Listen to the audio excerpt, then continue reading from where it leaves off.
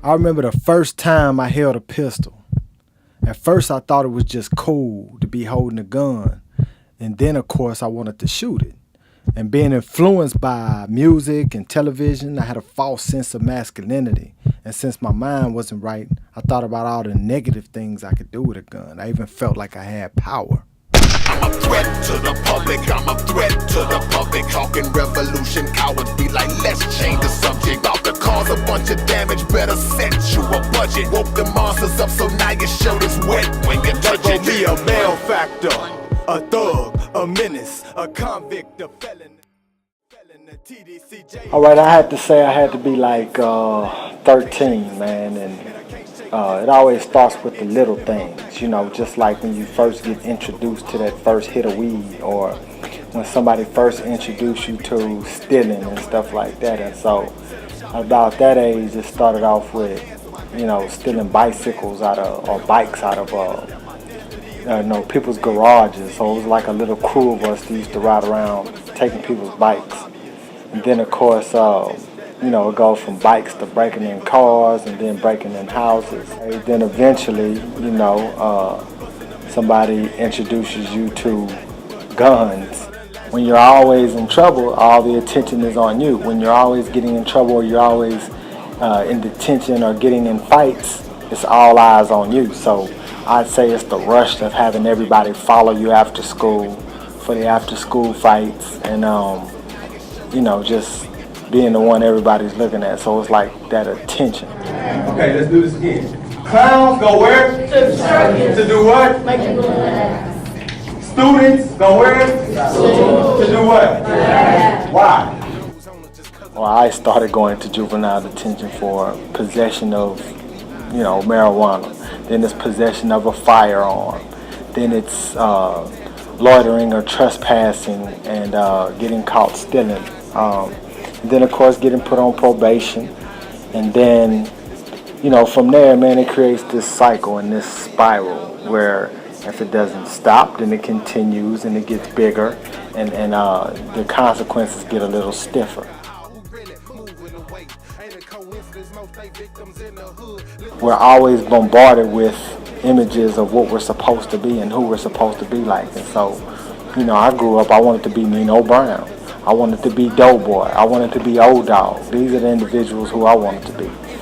So it was inevitable. The mentality was, I don't care. You know, right then, you know, no one really was telling me what I tell youngsters today, more so, or being able to relate, as well as me and my crew are able to relate to the young people now. But, you know, I had coaches and teachers trying to tell me that I'm headed down the path of destruction. I'm too talented to be indulging in the behaviors that I was indulging in. You know, talent just gone to waste, because I was an exceptional football player, running back, as a matter of fact. And, you know, a lot of coaches, teachers had high hopes for me. Thought I was going to follow in my father's footsteps, who was a great running back as well when he was in high school. But it didn't work out like that, man. And again, the negative behavior and negative things were more alluring to me than sitting in class and getting good grades and all that good stuff. But that's why research is so important. Research is everything, actually. Teach them how to do research. They don't want to do no research on that.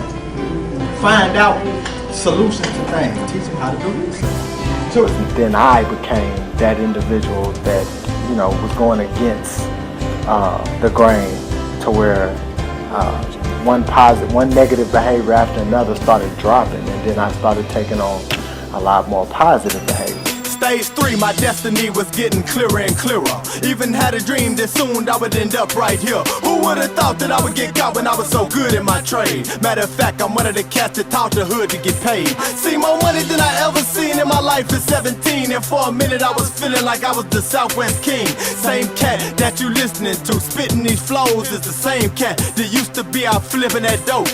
And it seemed like parole didn't want to let me free. Let them tell it, might as well say my name after rest in peace. I'm blessed to be still breathing. You can best believe the best of me has yet to manifest. KS's recipe is in the pot boiling. Got a whole lot of necks to feed, millionaire potential. It's a privilege standing next to me. Feel like my body and my soul are separate entities, and somewhere in between is the person I was meant to be. Stage 3, just look at me and recognize what you see. A mirror image of that thug that you claiming to be. And stage 4 is in the process and yet to be written. The life story of KS and when it's I asked. Y'all do it too. Y'all spell it with an X sometimes too. Stop. You know, I'm not trying to hear it. Y'all laugh if y'all want to.